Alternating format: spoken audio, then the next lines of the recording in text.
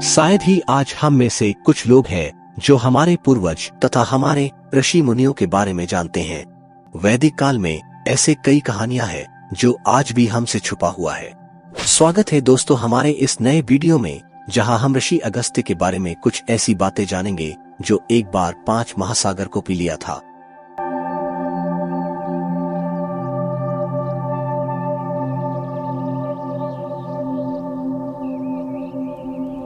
अगस्त्य का अर्थ है घड़े से जन्मे। उनका जन्म एक घड़े से हुआ था, इसलिए उन्हें अगस्त्य नाम दिया गया। ऋग्वेद में उन्हें अगस्त्य के नाम से भी जाना जाता है। उन्होंने मध्य भारत में स्थित पर्वत श्रृंखला विंध्य के दक्षिण में वैदिक धर्म के प्रसार में महत्वपूर्ण भूमिका निभाई। अगस्त्य को कुछ ऋग्वैदिक भजनों की रचना और कई चमत्कारों का श्रेय भी दिया जाता है। उन्हें तमिल साहित्य का जनक भी माना जाता है। उनका ज्ञान और बुद्धि संसार के सभी ऋषियों के सम्मिलित ज्ञान और बुद्धिमत्ता से भी अधिक थी। किंवदंतियों के अनुसार उन्होंने लोपामुद्रा से विवाह किया, जिसे उन्होंने जंगल के सभी सुंदर पहलुओं को मिलाकर स्वयं बनाया था और उसके साथ विंध्य के दक्षिण में एक आश्रम में रहते थे।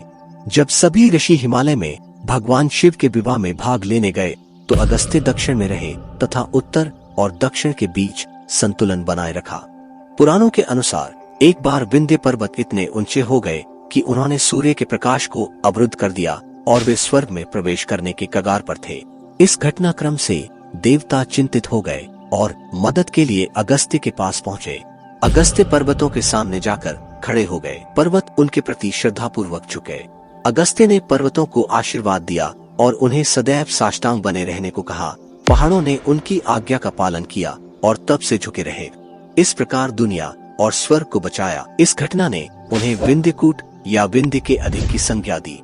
कुछ इतिहासकारों के अनुसार पहाड़ों के साथ उनकी मुठभेड़ उनके पहाड़ों को पार करने और दक्षिण की यात्रा करने का एक प्रतीकात्मक संदर्भ है, जिसे हिंदू धर्म के इतिहास में एक महत्वपूर्ण घटना माना जाता है, क्योंकि इससे कई दक्षिणी परंपराओं का वैदिक धर्म में एकीकरण हुआ और अंततः इसका विकास हुआ।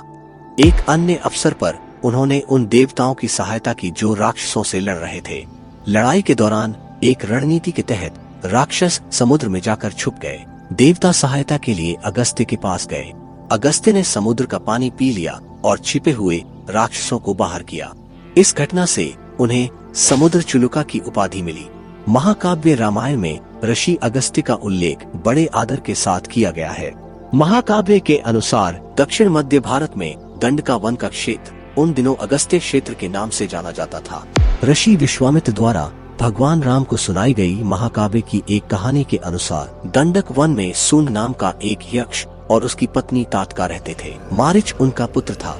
एक बार सूंद को ऋषि अगस्त्य के श्राप का सामना करना पड़ा और उनकी मृत्यु हो गई। उनकी अचानक मृत्यु से क्रोधित होकर ताटक और मारिच दोनों ने अगस्त्य पर हमला किया, जिन्होंने उन्हें लाश खाने वाले राक्षस बनने का शाप दिया।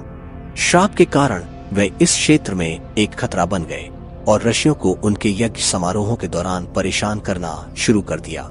इन विक्षिप्त यस्कों को मारने और क्षेत्र को उनके अत्याचारों से मुक्त कराने की जिम्मेदारी राम और उनके भाई लक्ष्मण पर आ गई।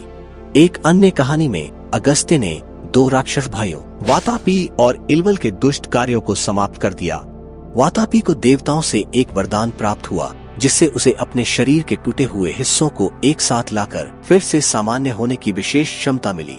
दोनों भाइयों ने वातापी की इस अलौकिक शक्ति का फायदा उठाया और ऋषियों को मारने की योजना बनाई। योजना के अनुसार इलावा नकली श्रद्धा के साथ ऋषियों के पास जाएगा और उन्हें भोजन के लिए आमंत्रित करेगा।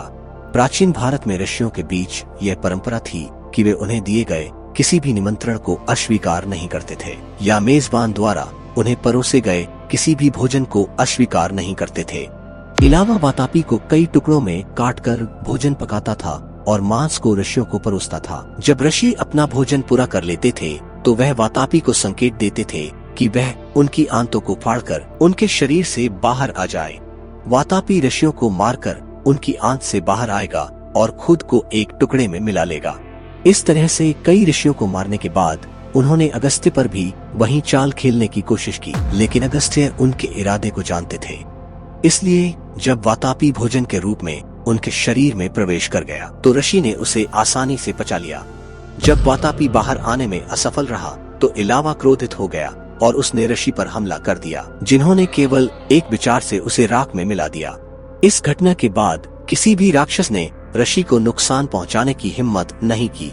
रामायण में अगस्त्य का बार बार उचित सम्मान के साथ उल्लेख किया गया है।